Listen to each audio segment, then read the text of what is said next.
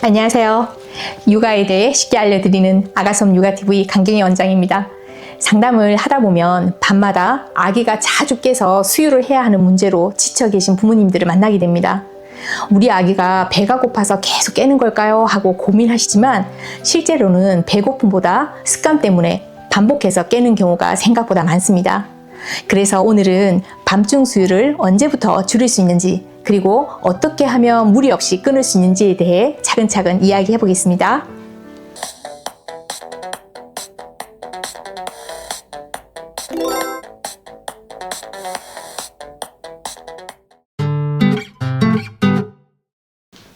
여기서 하나 먼저 생각해 볼게요. 어른들도 밤에 잠자는 동안 깊은 잠과 얕은 잠을 반복하며 여러 번 잠의 단계를 오가게 됩니다. 아기들도 마찬가지예요. 깊은 잠을 자다가 얕은 잠 단계에서는 몸을 뒤척이거나 칭얼거리기도 하는데, 이때 많은 부모님들이 깼다, 배고픈가 보다 라고 생각하고 바로 수유하시는 경우가 많습니다. 하지만 실제로는 아직 완전히 깬 상태가 아닌 얕은 잠 구간인 경우가 대부분이에요. 조금만 기다려보면 다시 스르르 깊은 잠으로 넘어가 잠드는 상황이 많습니다. 그런데 이때마다 먹이기 시작을 하면 아기는 밤에 깨며 먹는 시간이라고 배우게 되고, 배가 고프지 않아도 잠이 얕아질 때마다 수유를 찾게 됩니다. 결국 스스로 다시 잠드는 기회를 잃게 되고, 점점 밤에 깨는 횟수와 밤중 수유가 늘어나면서 부모와 아기 모두 잠이 더 어려워지는 악순환이 만들어질 수가 있어요. 정말 신기하게도 아기들은 며칠만 같은 경험이 반복되어도 그 패턴을 금세 기억합니다. 처음에는 재우기에서 한번 먹였을 뿐인데 3일, 4일만 지나면 그 시간만 되면 스스로 깨서 먹으려고 하게 됩니다. 그리고 시간이 지나면서 횟수도 점점 늘어나게 되는 거예요. 한 번 먹던 아기가 2번 깨고, 2번 먹던 아기가 3번 먹는 경우도 흔하게 나타납니다. 부모님들은 이때 점점 더 아기가 안 잔다라고 말씀하시지만, 사실 아기가 갑자기 잠을 못 자게 된 것이 아니라 잠에서 깨면 먹고 다시 자는 수면 습관이 만들어진 경우가 많습니다. 얕은 잠에서 자연스럽게 다시 잠들 수 있는 순간마다 수유가 연결되면서 스스로 잠드는 능력이 줄어들고, 결국 배가 고프지 않아도 얕은 수면 단계 때마다 먹어야 다시 잠드는 패턴이 형성이 됩니다.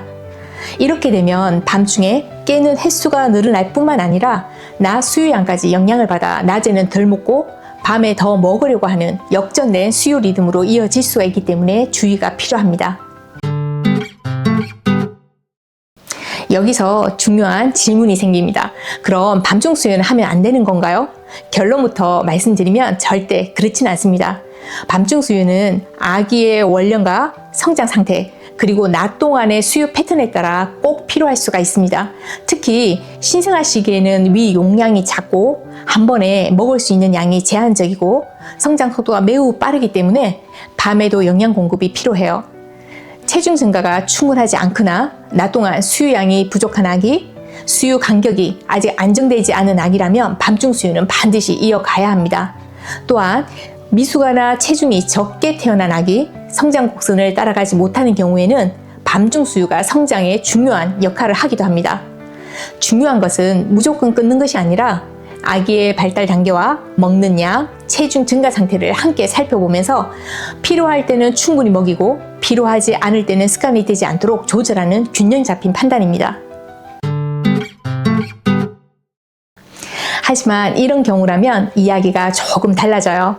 낮 동안 충분히 잘 먹고 체중 증가가 잘 이루어지고 있고 수유 간격도 안정적이고 한 번 먹는 양이 충분한 아기라면 밤에 깨는 이유가 꼭 배고픔 때문이라고는 보기 어렵습니다. 예를 들어 하루 총 수유량이 850ml 정도 되는 아기가 첫 수유부터 막수 사이에 그 양을 충분히 채우고 소화도 잘 시킨다면 이 아기는 새벽에 굳이 먹지 않아도 충분히 잘 잘 수 있다는 의미입니다. 그런데 새벽에 푹 재우겠다는 생각으로 밤이나 새벽에 수유량을 늘리는 습관을 들이게 되면 오히려 문제가 발생할 수가 있어요.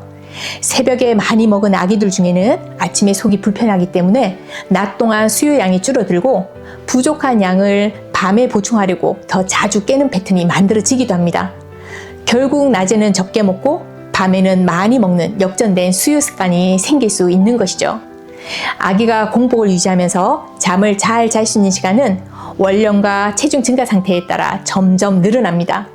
일반적으로 체중 증가가 잘 이루어지고 있다는 기준에서 보면 60일 전후 아기는 약 5시간에서 6시간, 90일 전후 아기는 6시간에서 7시간, 120일 전후 아기는 7시간에서 8시간, 150일 전후 아기들은 8시간에서 9시간 정도 공복을 유지하며 잠을 잘 잘 수가 있습니다.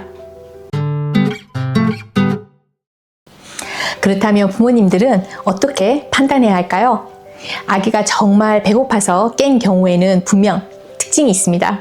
울음이 점점 강해지고 안아도 쉽게 진정되지 않고 수유를 하면 다시 오래 깊게 잠드는 모습을 보입니다. 반대로 수면 리듬 때문에 깨는 경우라면 칭얼거리거나 뒤척거리다가 스스로 다시 조용해지기도 하고 눈을 감은 채 강하게 울음을 터뜨린 경우도 있는데 이때는 바로 반응하기보다 조금 기다려 보시는 것이 좋습니다. 대부분의 아기들은 다시 잠들게 됩니다. 하지만 이미 밤중 수유가 습관이 된 경우라면 2가지 방법을 선택할 수가 있습니다.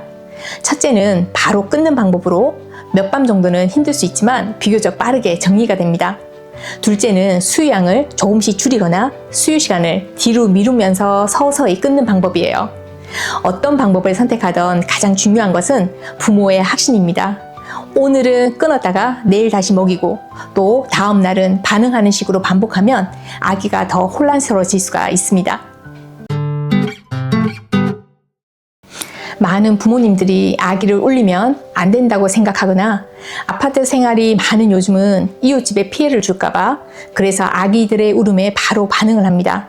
하지만 모든 울음이 도움이 필요한 신호는 아닙니다. 스스로 다시 잠드는 경험을 할 수 있게 기회를 주는 것도 아기를 돕는 것입니다. 부모가 조금 한 테포 늦게 반응할수록 아기는 더 잘 자게 됩니다. 여기서 정리해 볼게요.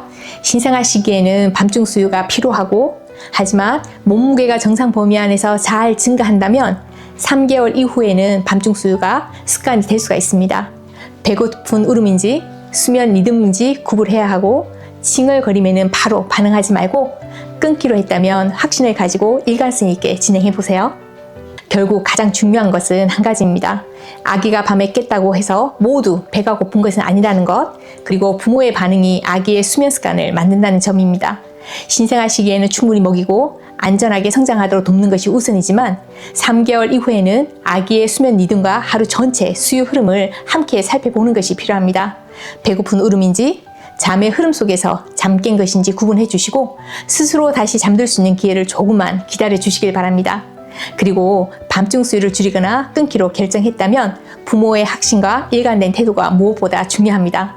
부모가 조금 여유를 가지고 한 템포 늦게 반응할수록 아기는 더 안정적으로 잠을 배우게 됩니다. 오늘 영상이 도움이 되셨다면 구독과 좋아요, 알림 설정 부탁드립니다. 아가손 육아TV는 언제나 여러분의 육아를 응원합니다. 감사합니다.